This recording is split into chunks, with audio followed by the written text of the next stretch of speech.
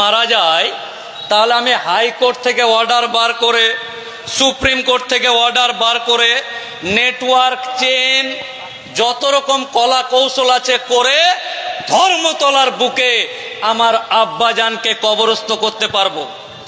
এই এলাকার জয়নাল যে টোটো চালায়, ভ্যান চালায়, সাধারণ মানুষ, খেটে খাওয়া মুসলিম সম্প্রদায়ের মানুষ যারা আজকে এখানে আছে, তাদের বাপের কবর নিয়ে চিন্তিত আমি।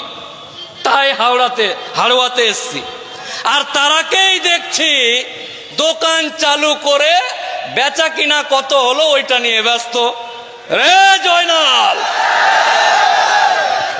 মফিজুল, আজকে এই লোকগুলো তোর বাপের কবরের স্থান বাঁচাবে, আর কালকে মারা যাওয়ার পরে সমাজের সামনে লাশবাহী জানাজা নিয়ে ওই কবরস্থানে তুই যাবি, লজ্জা করে না? এই জয়নাল, মফিজুল, রফিকুল, মুস্তাক, নজরুল এক সেকেন্ডের মধ্যে দোকান বন্ধ করে নিজের বাপ, নিজের মা 9 মাস পেটে ধরে রেখেছে, ওই মাকে কোথায় কবর দিবি সেই কবরস্থান বাঁচানোর লড়াই চলছে। আল্লাহর ওয়াস্তে, আল্লাহর কসম, কয়েক সেকেন্ডের মধ্যে এখানে হাজির হবে। যদি না হয় তাহলে কিছু স্ট্যান্ডার্ড টাইপের মুসলমান আছে, কিছু স্ট্যান্ডার্ড টাইপের মুসলমান আছে, উকিল, ডাক্তার, মুক্তার, শিক্ষক, তারা বলছে সিগারেটে টান দিতে দিতে এটি অশিক্ষিত, এটি অশিক্ষিত, বুঝে না কিছু, সালা কে ডেকেছে না ডেকেছে টুপি টাপা পরে হাজির। আমরা যারা এখানে উপস্থিত আছি, আমার আল্লাহর জন্য অশিক্ষিত 1000 বার হতে চাই। আমরা আমার নবীর জন্য 1000 বার অশিক্ষিত হতে চাই। আমরা আমার শরিয়তের জন্য 1000 বার অশিক্ষিত হতে চাই। আর ওই স্ট্যান্ডার্ড টাইপের মুসলমান সহ আমার অমুসলিম ভাইরা বলছে, এই কাঠমোল্লা, এই মোল্লা, কাঠমোল্লা, লুঙ্গি বাহিনী, তোরা আইন আটকাতে পারিস? লোকসভা, রাজ্যসভা, রাষ্ট্রপতির সাইন হয়ে গেছে, একজন স্টেজে বলছে আর এরা হুক্কা হুয়া করছে। এইভাবে কি মোল্লা, কাঠমোল্লারা আইন বাতিল করতে পারে? আমি মোফাক্কেরুল ইসলাম, কলকাতা হাইকোর্টের আইনজীবী, বলছে এরকম অজস্র আইন আছে যে আইনগুলোকে সুপ্রিম কোর্টে মামলা করে, হাইকোর্টে মামলা করে এমন ঠান্ডা ঘরে ঢুকিয়ে দেওয়া যায় যে কিয়ামতের আগের দিন পর্যন্ত তাদের ডেট আসবে না। আমি মনে হয় যারা কাঠমোল্লা, যারা মুসলিম ভাই ফেসবুকে কমেন্ট করছে তোরা যা পারবি কর, আটকাতে পারবি না, তাদের উদ্দেশ্যে বলে সুপ্রিম কোর্টে 16র বেশি মামলা হয়েছে, গোটা ভারতবর্ষের বুকে 120টা পাবলিক লিটিগেশনের মামলা হয়েছে। এই মামলাকে একসাথে মোচাড় দিয়ে যখন আমাদের মতো এই জাতের আইনজীবী, এই কম, এই জাত, এই ভাইয়ের পক্ষ থেকে গিয়ে সুপ্রিম কোর্টে এক মোচাড় মারবে, কিয়ামতের আগের দিন পর্যন্ত এই আইন পাস হলেও আমার বাপের কবরকে হাত দিতে দেব না ইনশাল্লাহ। অনেকে বলছে, এই মোল্লা, এই কাঠমোল্লা, এই মোল্লা, এই তোর আল্লাহ খুব শক্তিশালী, আল্লাহর ঘরকে বাঁচানোর জন্য তুই জান দিচ্ছিস কেন? এই মোল্লা, তোর আল্লাহর শক্তি শেষ হয়ে গেছে? নাউজুবিল্লাহ, এরকম মন্তব্য করছে মোল্লা, কাঠমোল্লা, লুঙ্গি বাহিনী। তোর আল্লাহর ঘর বাঁচাতে তোদের মতো লোককে কেন হচ্ছে? তোর আল্লাহর শক্তি কমে গেছে নাকি? নাউজুবিল্লাহ, এইরকম করে মন্তব্য করছে। এই যে শুনে যা, শুনে যা, শুনে যা, কোরআন এবং হাদিসকে মানে। আল্লাহ বলেছে আমার প্রিয় নবীর পরে কোন নবী আসবে না, আমার সামনে যারা বসে আছে আবাবিল পাখি আসবে না। আবাবিল পাখি মুখে পাথর নিয়ে আসবে না। হে আল্লাহ, আমাদেরকে আমার সামনে যারা বসে আছে তাদেরকে আবাবিল পাখির মতো শক্তি দান করো। হে আল্লাহ, হে আল্লাহ, আমরা ইসলাম ধর্মাবলম্বী মানুষ, আমাদেরকে হযরত উমরের মতো শক্তি দান করো। হে আল্লাহ, আবাবিল পাখিকে পাঠানোর দরকার নেই, আমাদের জাজবাকে তুমি এমন তৈরি করো। আবু লাহাব, আবু জাহেল, ये तो चुटकी का बात है मेरे भाई, ये तो चुटकी का बात है। এগুলো আমাদের হাড়োয়া, বসিরহাট, হাসনাবাদ, উত্তর 24 পরগনার লোকেরই জুটবে না, জুটবে না। এ হাওড়াবাসী, হুগলিবাসী, বর্ধমানবাসী, তোমাদেরও প্রয়োজন নেই। আমার এলাকার এই ছুটন্ত বাঘ, চিতাবাঘ যারা আছে, তারা যদি একবার জেগে যায়, ইনশাআল্লাহ এই আইন তো দূরের কথা, যারা এই আইন পাস করেছে তারা দেশ ছেড়ে পালিয়ে যাবেন।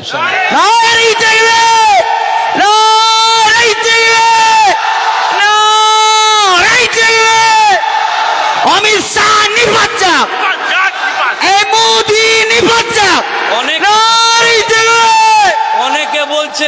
অনেকে বলছে মুসলমানদেরকে উস্কে দিচ্ছে, মুসলমানদেরকে উস্কে দিচ্ছে। আরে মুসলমানদেরকে উস্কাতে হয় না, এক একটা মুসলমান এক একটা বাঘের বাচ্চার মতো। ইসলাম জিন্দাবাদ। অনেকে বলছে উস্কাচ্ছে, আমি বলছি আরে ইতিহাস জানিস না? আমাদের মতো লোক, আজিজ ভাইয়ের মতো লোক, হুজুরের মতো লোকেরা এই সমস্ত চিতাবাঘদেরকে টেনে রেখেছে। একবার, এক সেকেন্ডের জন্য যদি ইশারা দিয়ে দেয়, আল্লাহ মালিক, গায়েবের মালিক আল্লাহ তাআলা জানে কি ধরনের খেলা হয়ে যাবে। আমিও জানি না কি ধরনের হয়ে যাবে। আমরা উস্কানি দিতে নয়, আমার জাত আমার কমকে উস্কানি দেওয়ার ব্যাপার নাই। এমনি তাদের রক্ত চিতাবাঘের থেকে বেশি, তাই উস্কানি ফুস্কানির কোনো ব্যাপার নাই।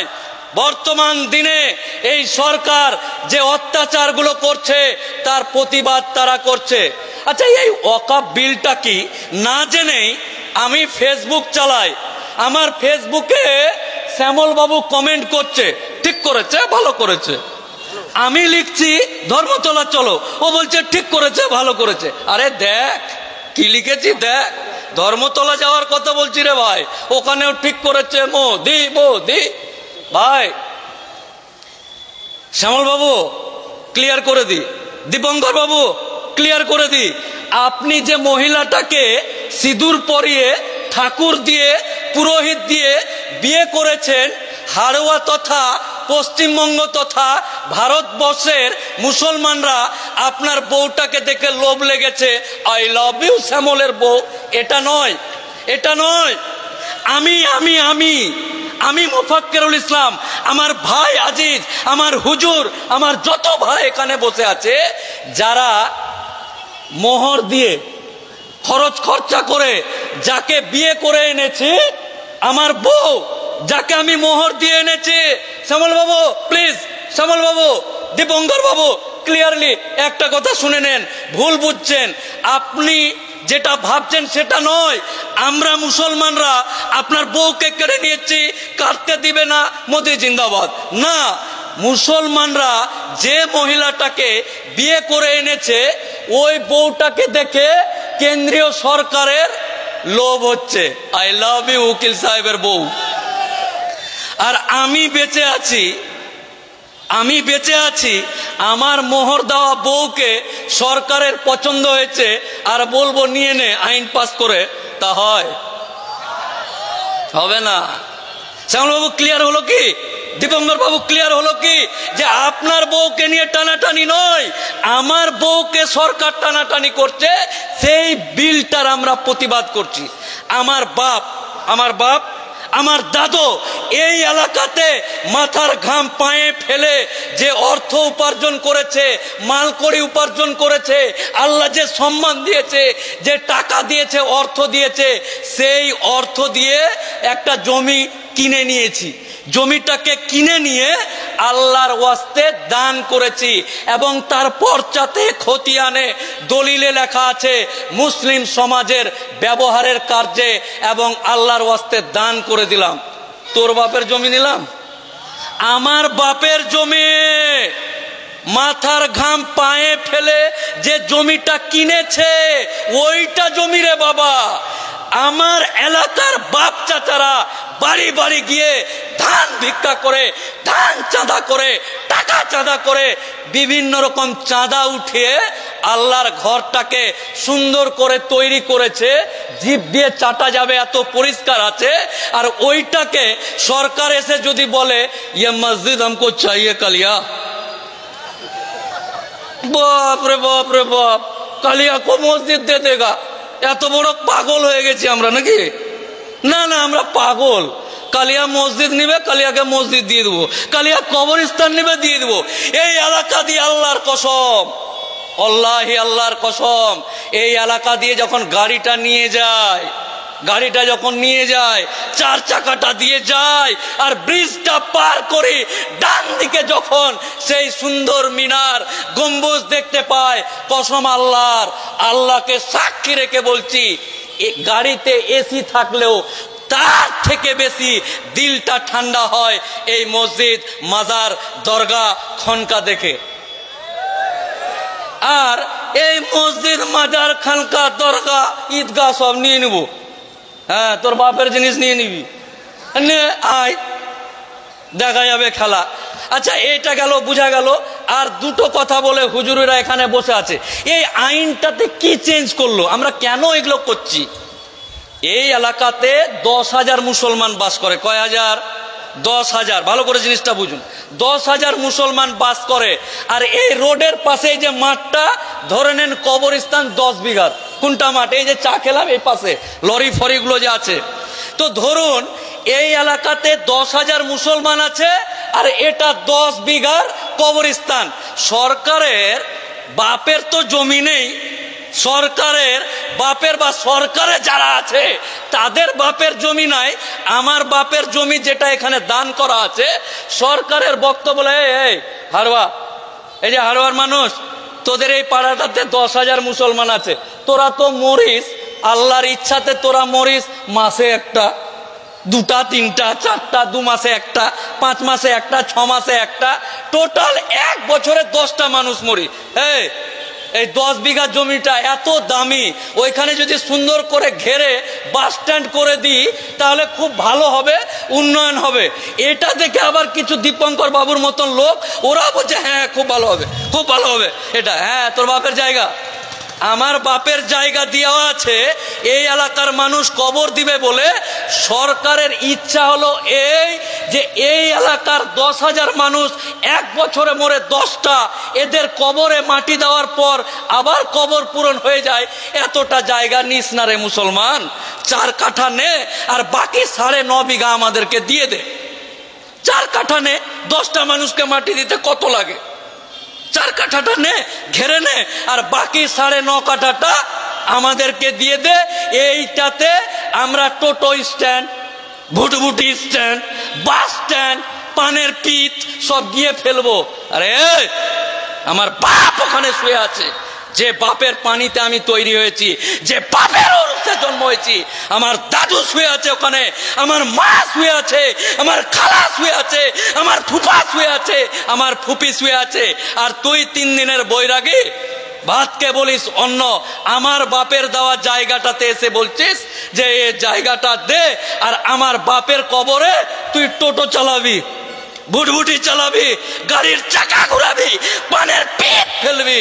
এটা হতে পারে আমি রক্ত বেঁচে আছে গায়ে? এটা হয় নাকি? এটা মানা যায়? আমার বাপের কবরে টোটো চালাচ্ছে আর আমি বেঁচে আছি। আমি কেমন? আমিটা কেমন? আমি যে আমি বেঁচেও আছি আর আমার সামনে আমার বাপের কবরে টোটো চালাবে, পানের পেট ফেলবে। এ কি রে ভাই? না, এগুলো কোনো কাহিনী চলবে না। এটা গেল একটা। আচ্ছা, এই এলাকাতে একটা কবরস্থান আছে, এই এলাকাতে দ্বিতীয় নাম্বার পয়েন্ট, এই এলাকাতে কবরস্থান আছে। ওই কবরটাতে বৃষ্টির দিনে মাটি দিতে গেলে কবরে পানি উঠে যায়। এই এলাকার একজন হাজী সাহেবকে বললাম, হাজী সাহেব আপনাকে আল্লাহ অনেক টাকা দিয়েছে বাবা, আপনি হাজী সাহেব মানুষ, আপনার ওখানে উঁচু একটু 4 কাঠা জায়গা আছে, ওইটা একটু দান করেন। এও বললো ঠিক আছে নে।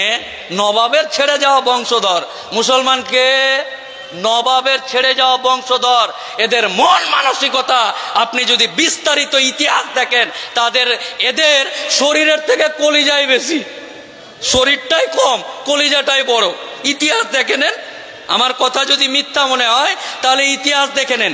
তো এই হাজী সাহেব 4 কাঠা জায়গা দিতে গেলে হাজী সাহেব মুসলমান কিনা, কতদিন থেকে মুসলমানি করা আছে কিনা, খতনা দেওয়া আছে কিনা, এগুলোর সার্টিফিকেট নিবে যে হ্যাঁ আমি হাজী আব্দুর রহিম, আমার খতনা দেওয়া আছে, ওইটারও একটু ছবি তুলে নিয়ে হ্যাঁ আমি খতনা কাটা হাজী সাহেব রহিম, আমি এই একটা সার্টিফিকেট লাগবে। এই সার্টিফিকেটটা নিয়ে জমি দান করবে কবরস্থানের জন্য। এই আইনটা পাস করেছে। আমাকেও কলকাতা হাইকোর্টে কিছু রাজনৈতিক দলের নেতা, তারা আমাদের বন্ধু, বিজেপির হোক আর কংগ্রেসের হোক, তৃণমূলের হোক, আইএসএফ এর হোক, আর যা যা পার্টি আছে সবার, বিজেপিরও, ওরাও কিন্তু আমাদের সাথে হ্যাঁ কিরে, তো ভোট আছে আমাদের কোর্টে, ভোট আছে। তো আমাকে এসে 3-4টা পার্টির লোক এসে বলছে তুই বেশি একটু মুসলমান করছিস। কি করছিস তুই? একটু বেশি মুসলমান করছিস। তাই নাকি? এ বাবা, হ্যাঁ কি করছি আমি? বলছি আপনি একটু মুসলমান বেশি করছিস। মানে আমরা যেহেতু একই তুই তাকারি করে বলি, তুই একটু বেশি। আমি বললাম শোন, নে চাচু খা, আর বলতো আমার দাদু মুসলমান, আমার দাদুকে মুসলমান, আমার বাপ মুসলমান, তো আমি কি করব? না তোরাই বল মাইরি, পা ধরে বলছি, আমার বাপ মুসলমান, আমার দাদা মুসলমান, আমি মুসলমান, আমার বেটা মুসলমান, আমার আগামী প্রজন্ম মুসলমান হবে। এটাই তো স্বাভাবিক, এটাই স্বাভাবিক।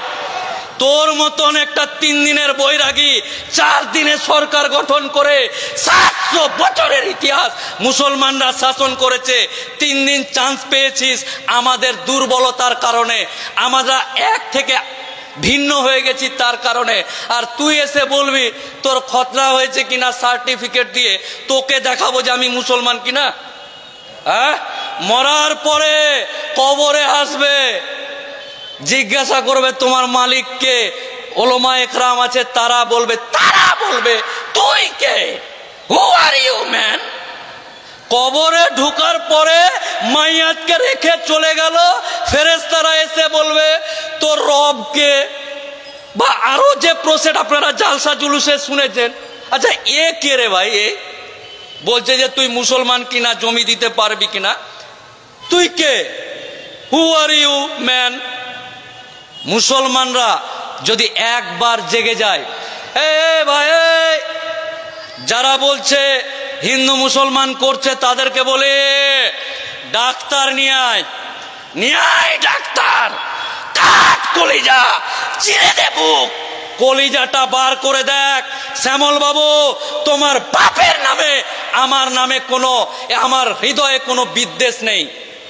আমরা হিন্দু মুসলমান করি না, আমরা হৃদয়ে জায়গা দেওয়ার নাম মুসলমান।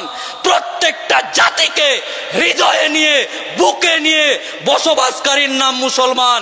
এই মুসলমানকে যারা হৃদয়ে নিয়ে থাকে, যদি মনে করে সেই লোকগুলো যে হৃদয়ে জায়গা পেয়েছি মাথায় উঠে যাব আর উঠে একটু নাচবো, চিচি রে ননিছি, তাহলে বলে দি হৃদয় অব্দি থাক ভাই, হৃদয় অব্দি থাক, মাথায় উঠার চেষ্টা করিস না, নাহলে মারবো এমন জিক সমুদ্রের গভীর তলে গিয়ে পড়ে যাবি। বোঝাতে পারলাম না মনে হয়? বোঝাতে পেরেছি? নারায়ে তাকবীর, আরো জোরে, আরো জোরে। না ওকে চিহ্নিত করতো, ওর বাপের কবরটা অন্য জায়গায় জিসিপি দিয়ে খুঁড়ে নিয়ে চলে যাবো। জোরে হবে। নারায়ে তাকবীর, নারায়ে তাকবীর। ভাই বক্তব্য শেষ করতে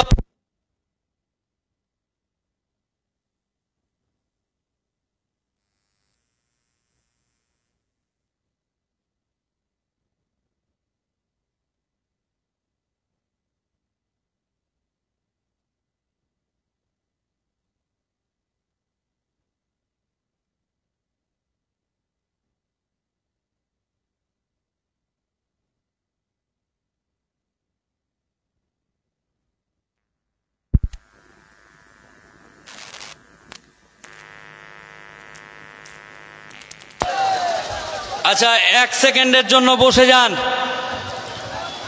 আচ্ছা এবার চলে আসুন। আমরা আমাদেরকে চিনতে ভুলে গেছিলাম। আরে আমরা তো নবাবের লোকজন। আমরা ভাবলাম 3 তালাক পাস করে থেমে যাবে, 3 তালাক পাস করে থেমে যাবে, এই করে থেমে যাবে। আরে একটু চুলকালি চুলকা, এবার চুলকাতে আবার আমরা ভেবেছিলাম যে একটু এদিক ওদিক করে মনে হয় থেকে যাবে। ঠিক আছে থাক, এই জয়নাল তুই তোর মতো চল, মফিজুল তুই তোর মতো চল। কিন্তু যখন বাপের কবর, মাজার, খানকা, দরগাতে হাত দিয়েছে, আমরা সবাই এক ইনশাআল্লাহ। আগামী দিন আজকের পর থেকে কসম খেতে হবে, ওয়াকফ বোর্ড নিয়ে যেখানে মিটিং হোক, ব্রিগেডে হবে, সেখানে তো যাবেন। মেয়ে ছেলে, বেটা বউ, বেটি জামাই, ফুপা ফুপি, কালা কালি যা আছে সবাইকে নিয়ে অনুষ্ঠানে হাজির হয়ে সমাবেশে, বিক্ষোভে হাজির হতে হবে। মানে টোটোতে যখন যাবে, টোটোতে, বাসে, ভ্যানে, রিক্সাতে, তখন না, সমস্ত জায়গাতে আগামী দিন আন্দোলনগুলোতে আমরা শুধু নয়, অনেকে বলছে মহিলা, আরে আমরা এসছি, এটা তো আগে লোড নে। আমার মা বোনেরা তো এখনো বাড়িতেই আছে কি? হ্যাঁ, যাই হোক, আপনারা ভালো থাকুন। আগামী দিন এটা নিয়ে যেখানে প্রোগ্রাম হবে, আপনাদের সবাইকে জোরহাট করে বলছি, আমি আপনার জাতের, আপনার কওমের, আমার মায়ের পেটের ভাইয়ের মতো ভাই যারা আছে, তাদের সবাইকে বলছি, ভাই কাজ বাদ দিয়ে, দোকানদারি বাদ দিয়ে, আরে কবরটাই দিতে পাবি না তো যা দোকানদারি করে করবি কিরে ভাই? হ্যাঁ, আজব কথা। আচ্ছা যদি বলে যে না আমি জয়নাল, আমি দোকানদারি করব আর আমার বাপকে গঙ্গাতে ভাসিয়ে দেবো, এই যে নদীতে, হ্যাঁ, তোকে তোর বাপের নিজের কেনা কবরস্থানে কবর দিতে দিবে না, আর ওর মা গঙ্গাতে তোকে ফেলতে দিবে? কি বোঝে না ব্যাপারটা। তাই কোনো চান্স নেই, সুযোগও নেই, একটাই সুযোগ। এই চান্সে মোদি বা অন্যান্য যারা আছে, মুসলমানদের ইঞ্জিনের হর্স পাওয়ারটা একটু কম, উঠে বসে যায়। কিন্তু আল্লাহর কসম, এইবারই শেষ খেলা। এইবারেই কি হবে? এইবারেই শেষ। করেঙ্গে ইয়া মারেঙ্গে, করেঙ্গে ইয়া, আরে জোরে বল না রে। যা হবে এইবারই হবে, এতেই ইনশাআল্লাহ আগামী দিন আজিজ ভাইয়ের অত্যন্ত রিকোয়েস্টে কিন্তু আজকে এসছি 4টা মিটিং। এটা হচ্ছে 4 নাম্বার। ক নাম্বার? বেকি বাজার, ফিফা বাজার, পাইকপাড়া, তারপরে হারোয়া, প্রত্যেক, হ্যাঁ আমিনপুর, প্রত্যেক দিন। ওই যে বললাম, জয়নালের বাপের কবরকে নিয়ে আমি চিন্তিত, আমার বাপের কবরকে নিয়ে না, কিন্তু ভুল বুঝছেন। বোঝাতে পেরেছে কি, যে আমার বাপের কবরকে হাইকোর্ট থেকে অর্ডার করে ধর্মতলায় কবরস্থ করতে পারবো, তোমরা পারবে না। তাই তোমাদেরকে বেশি করে জাগতে হবে। তাই আগামী দিন একত্রার আহ্বান জানিয়ে যেখানে যেখানে মিটিং হবে, চল মিটিং, চালাও খেলা।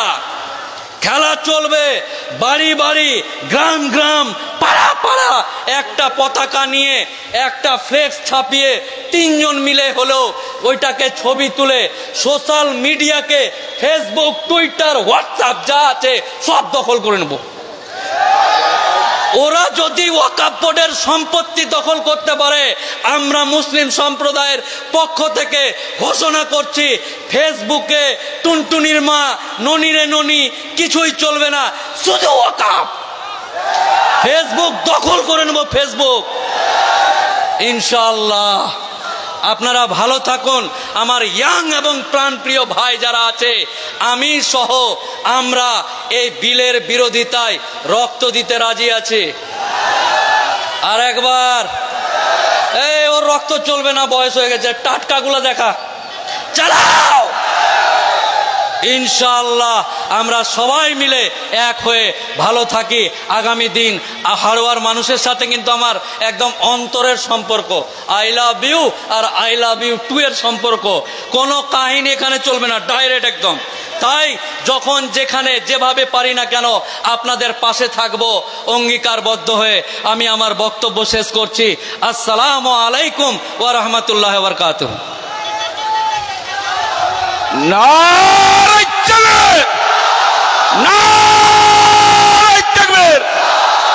বসুন, আমাদের হুজুর কেবলা আছেন, হুজুর কেবলা আছেন, তিনি বক্তব্য রাখবেন। তার আগে আমাদের ভাইজান হুজুর, আমাদের সৈয়দ লাবিব আবান ভাইজানকে কিছু বলার জন্য মাইক্রোফোনে আহ্বান জানাচ্ছি।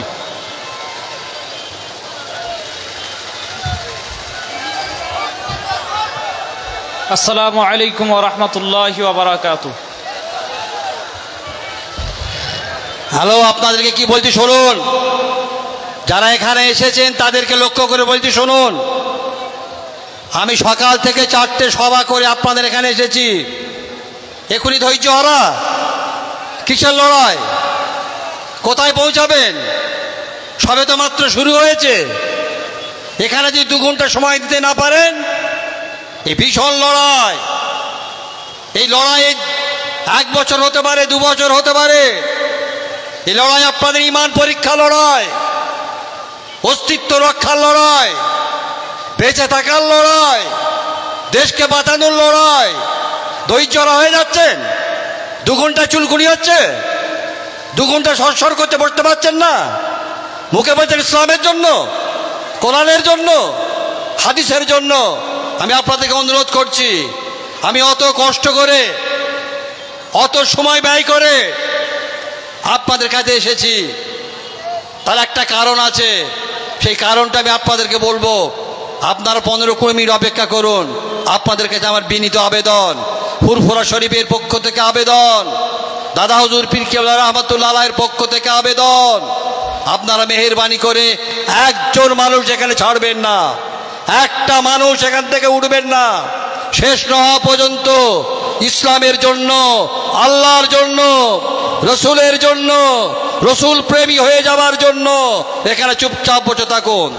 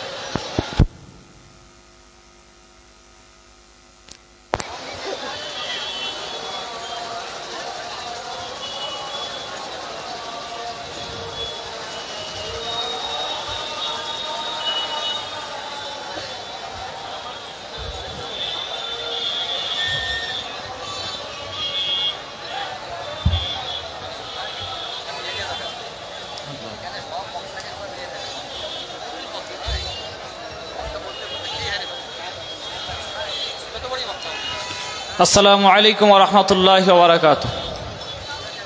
আমি একটি ছোট্ট গজল আর 1 মিনিট কথা বলে শেষ করব। আমাদের ছিল এক সোনালী অতীত, নাড়িয়ে দিতাম সব জালিমের ভিত। আমাদের ছিল এক সোনালী অতীত, নাড়িয়ে দিতাম সব জালিমের ভিত। আইন ছিল শুধু ইনসাফেরই, জুলুম রুখে দিতে হতো না দেরি। আমাদের সে অতীত হারিয়ে গেছে, মাজলুম আজ তাই কেঁদে মরে।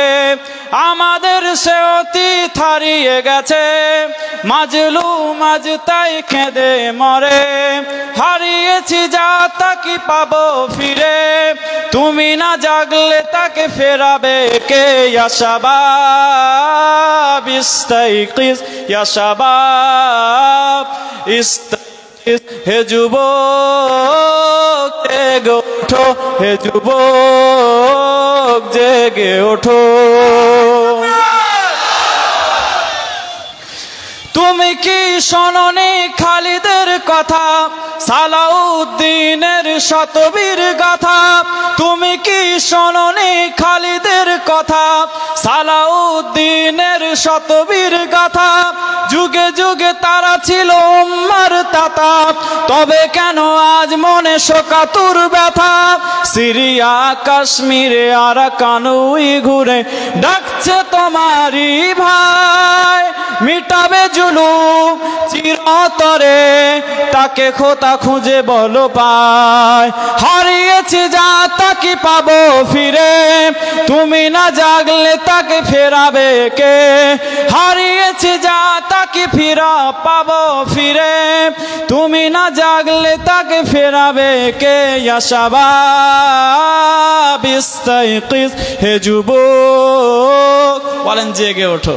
ইয়া শাবাব ইস্তাইকিজ, ইয়া শাবাব ইস্তাইকিজ, হে যুবক, হে যুবক, হে যুবক জেগে ওঠো, হে যুবক জেগে ওঠো। আমি আর বাড়াবো না, কথা একটাই ছোট করে বলি।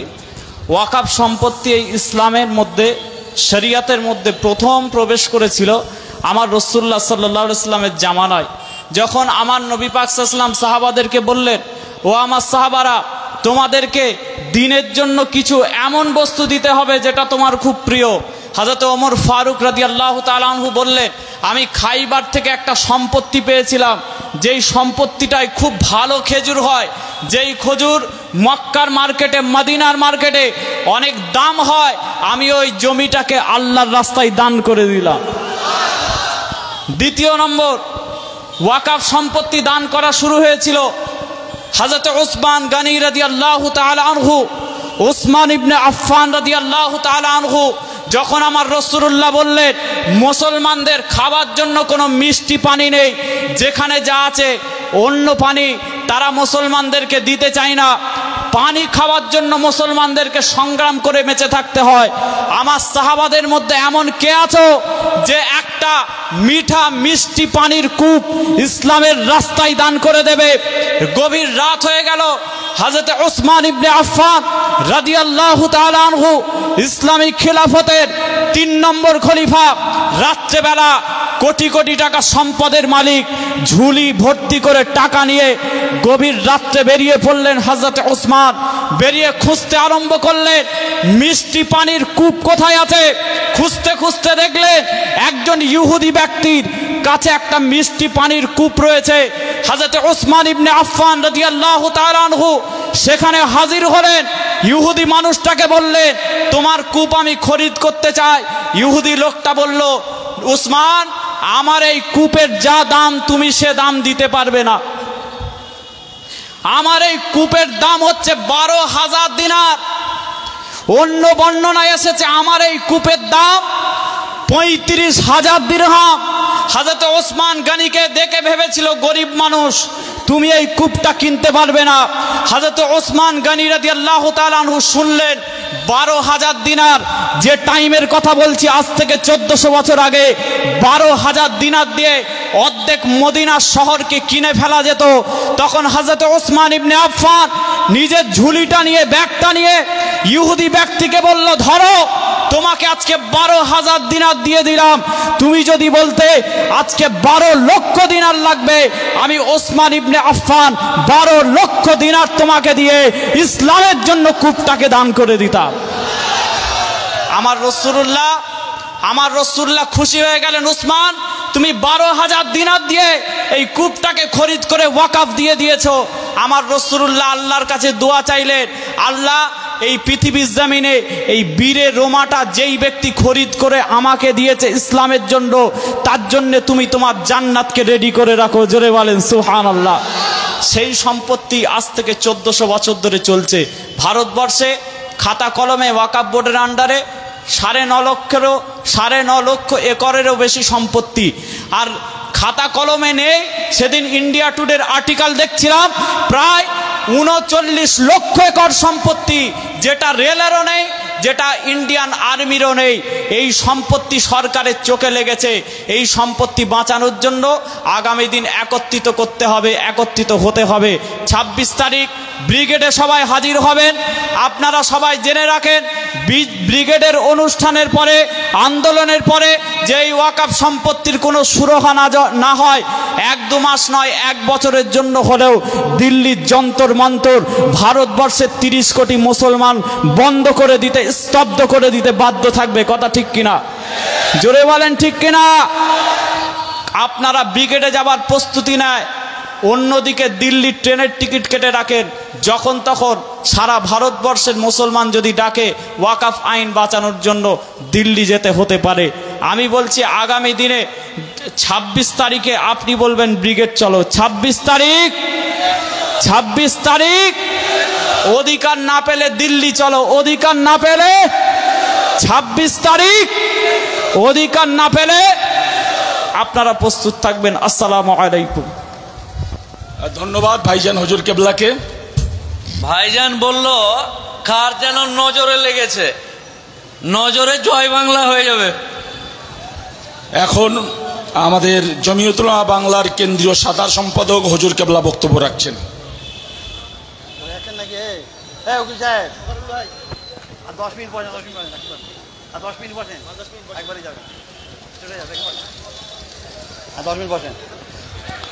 আসসালামু আলাইকুম। আপনারা কি সত্যি ধৈর্যহারা হয়ে গেছেন? এর আগে কি আমার কথায় দুঃখ পেলেন? যাদেরকে মানুষ ভালোবাসে, যে যাকে ভালোবাসে তাদের প্রতি একটু জোর বেশি থাকে।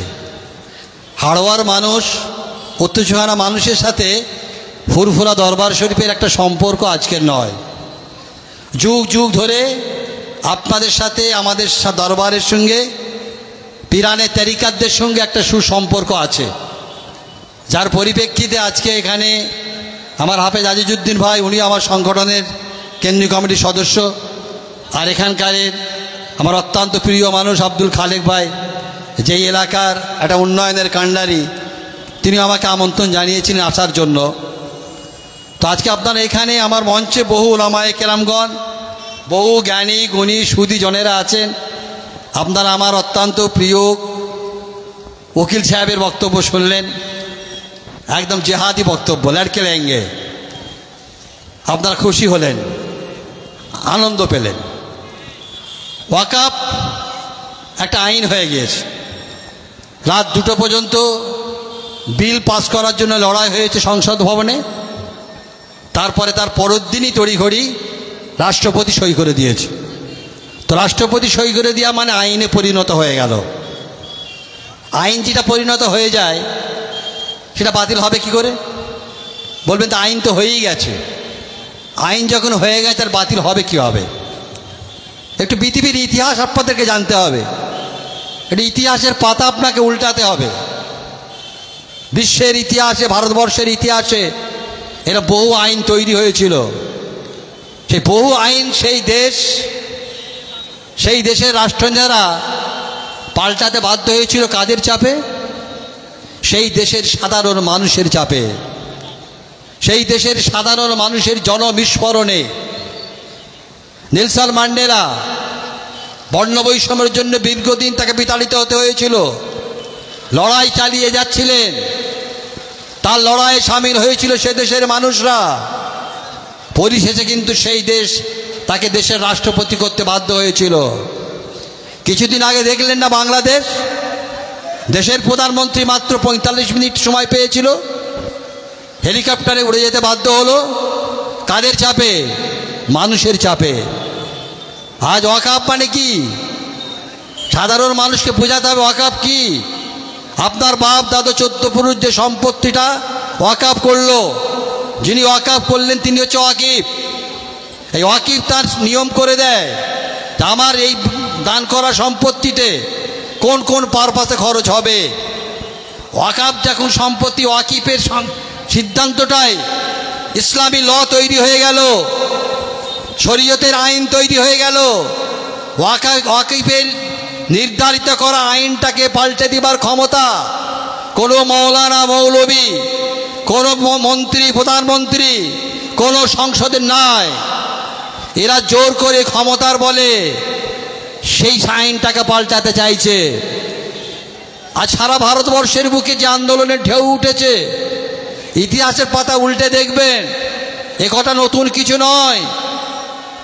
1000 সুসজ্জিত ইসলাম বিরোধী মানুষ, 1000 অস্ত্র শস্ত্র সমেত মানুষ যারা ইসলামকে ধ্বংস করতে এসেছিল, তাদের বিরুদ্ধে রুখে দাঁড়িয়েছিল মাত্র 313 জন মানুষ।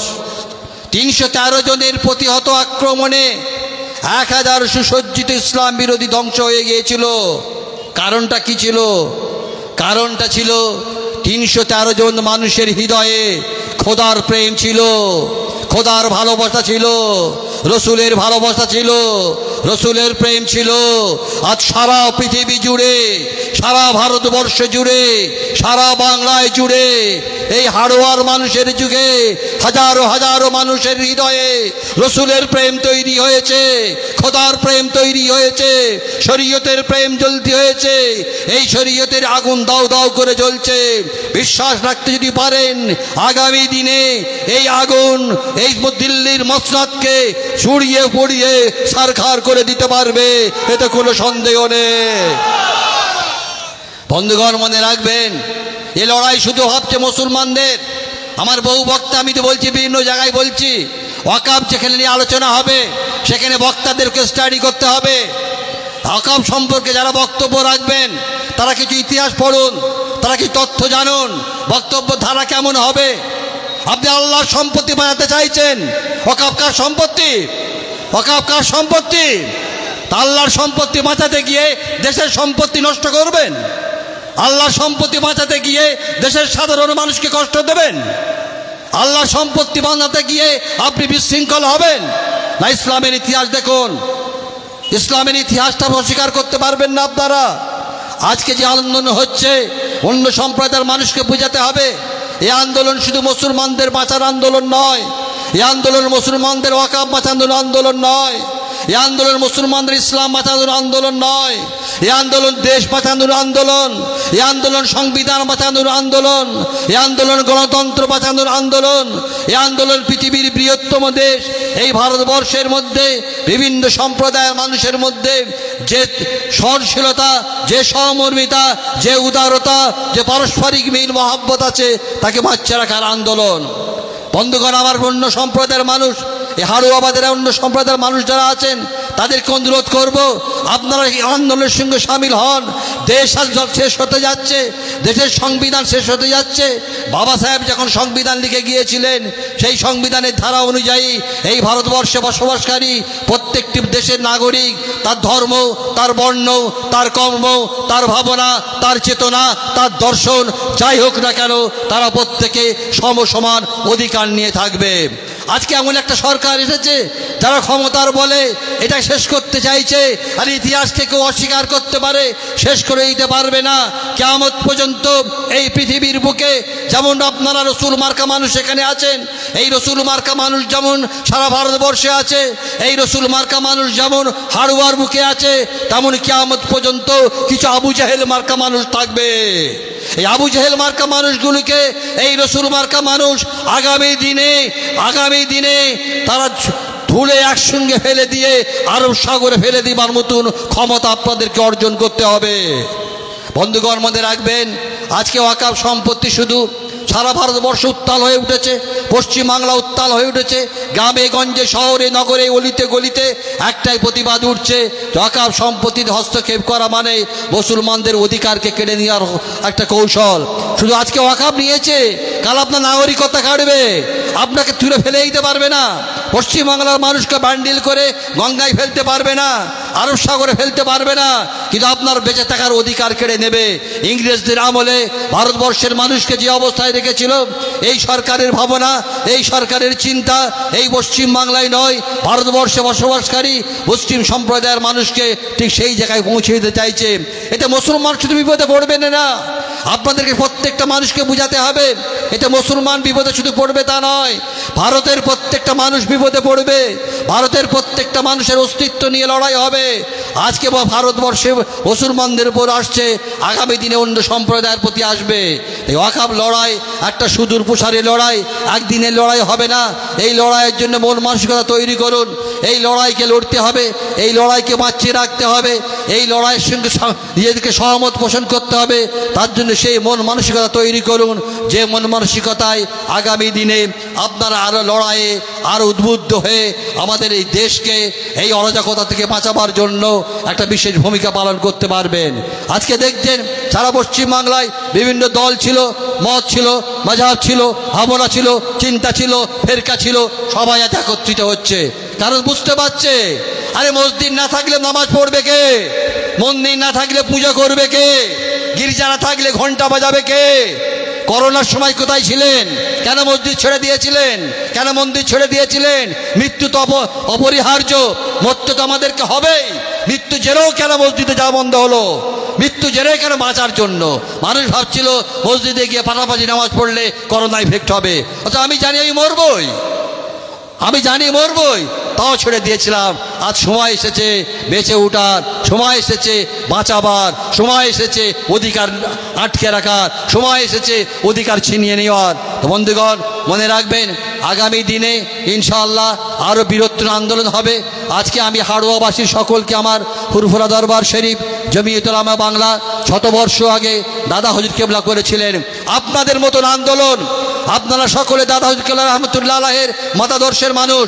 পশ্চিমবাংলায় যত দল, যত মত, যত নেতা, যত নেতৃত্ব হোক, তবলিগ হোক, জামাত ইসলামী হোক, দেওবন্দি হোক, যেই হোক না কেন, পীর আবু বকর সিদ্দিকী রহমতুল্লাহ আলাইহির মতাদর্শকে খারাপ বলার মতন কারো অধিকার নেই এবং কেউ খারাপ বলে না।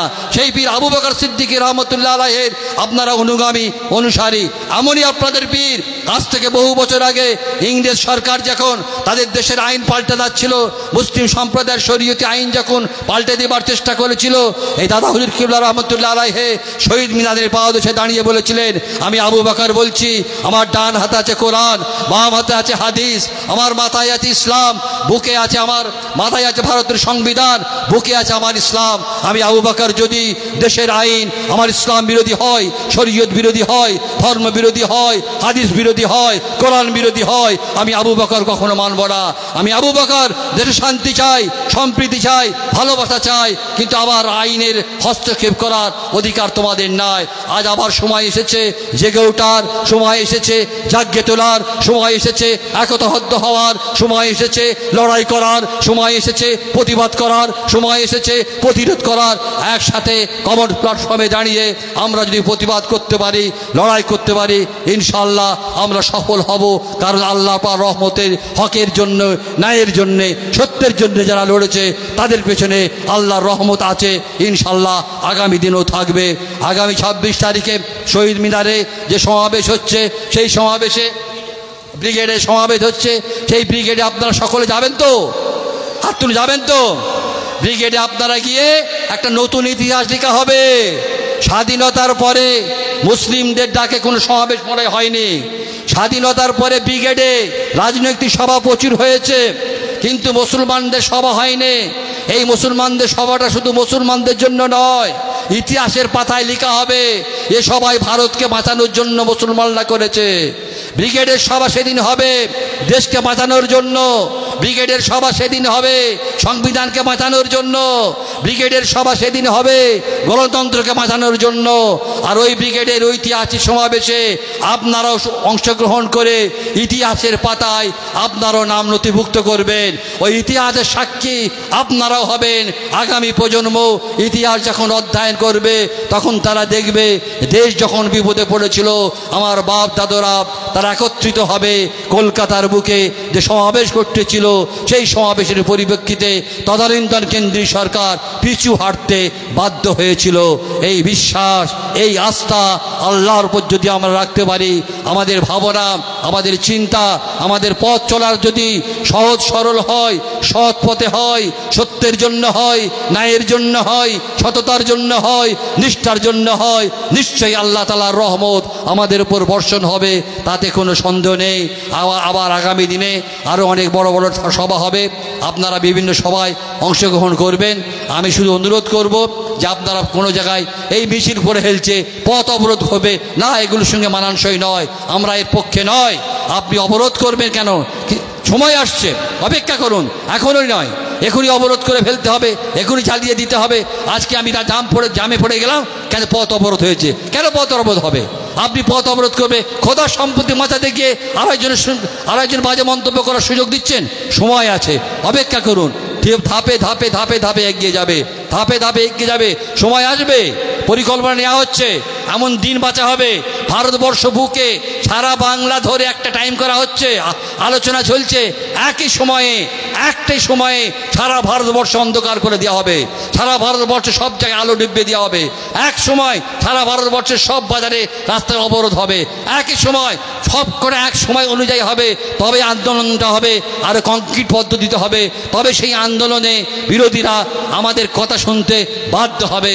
আপনারা যারা যে যেখানে নেতৃত্ব দিচ্ছেন, যে যেখানে আহ্বান করছেন, তাদের সঙ্গে সহমত পোষণ করে তাদের নির্দেশিত পথে থেকে আপনারা আন্দোলনকে সংঘবদ্ধ করুন।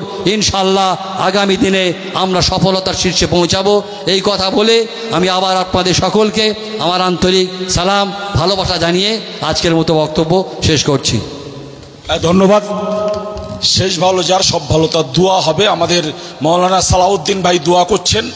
তার আগে দুটো ঘোষণা, একটা হচ্ছে আগামী মঙ্গলবার ধনপতা বাজারে সব জমাতের ডাকে এক বিশাল সমাবেশ, আগামী বৃহস্পতিবার রাধানগর বাজারে সমাবেশ এবং আগামী 20 এপ্রিল ঘুষিকাটা বাজারে সমাবেশ। এখন সালাউদ্দিন ভাই দোয়া করছেন, সকলেই দোয়ায় শরিক হয়ে তারপরে যাবেন।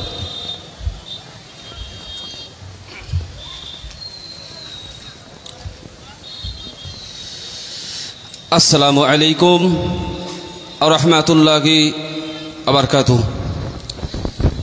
আজকে আল্লাহ পাক খুব সুন্দর একটা মজলিসের ব্যবস্থা করেছে, আর সত্যি সকলে আছেন দোয়ার জন্য। আজিজ ভাই বলেছেন ছোট্ট করে দোয়া করব, অনুষ্ঠান সমাপ্ত হয়ে যাবে। প্রত্যেকে আমরা যারা এসেছি সবাই একটু দরুদ পড়ি। আল্লাহুম্মা সাল্লি আলা সাইয়্যিদিনা ওয়া নাবিয়িনা ওয়া শাফিইনা ওয়া মাওলানা মুহাম্মদ ওয়া আলা আলিহি ওয়া সাহবিহি ওয়া বারিক ওয়া সাল্লিম।